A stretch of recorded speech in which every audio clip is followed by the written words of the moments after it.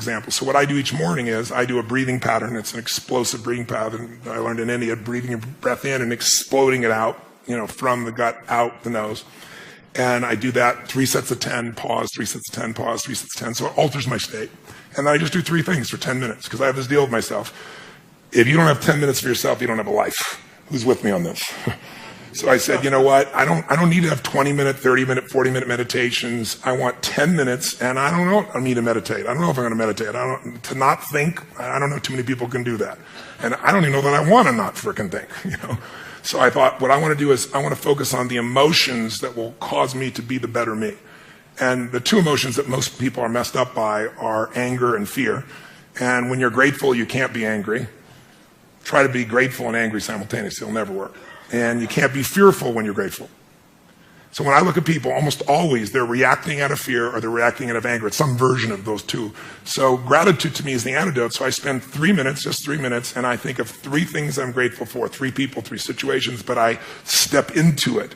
I don't remember the roller coaster over there riding it. I put myself in the front seat going over the edge so I feel the moment. And I make sure one of the 3 things I'm grateful for is something really simple, like the wind on my face, or something beautiful like my child's smile. And the reason I do that is because I remember, interviewing some of the astronauts, Buzz Aldrin and these guys, and most of you probably know, you can imagine, to be an astronaut, this man knows, to aspire to do that, and then to go through the thousands of people and be picked, and then to actually go to the moon and stand on the moon and look back and see that picture we've all seen, that blue-green Earth.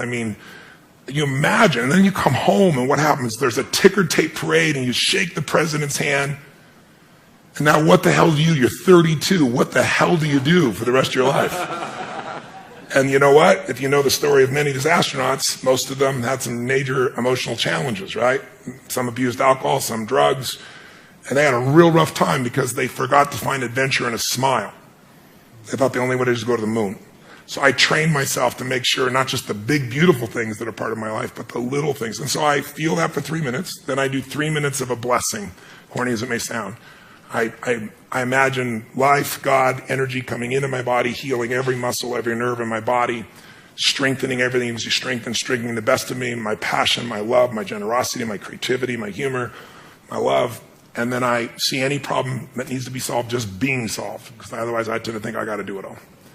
And then once I feel that fully, and that energy comes through me and back through me multiple times, then I do a circle of my intimate family, my kids, my wife, my friends. This little character over here is one of my list. And I just circle out all the way out to my clients. And I send that same energy to them. And I imagine, as corny as it sounds, they're being healed. They're getting what they need energy-wise. They're having the life that they deserve and seeing it multiplied. So I do that for 3 minutes. And the last 3 minutes are my 3 to thrive. I think of 3 specific outcomes that matter to me. And I don't think about achieving them. I see, feel, and experience them as done, and I see the impact that it has. I see people's lives touched. I see the joy. I feel it as done, and I feel grateful. And it's 10 minutes, but honestly, it usually goes 15 or 20 because I'm having a damn good time.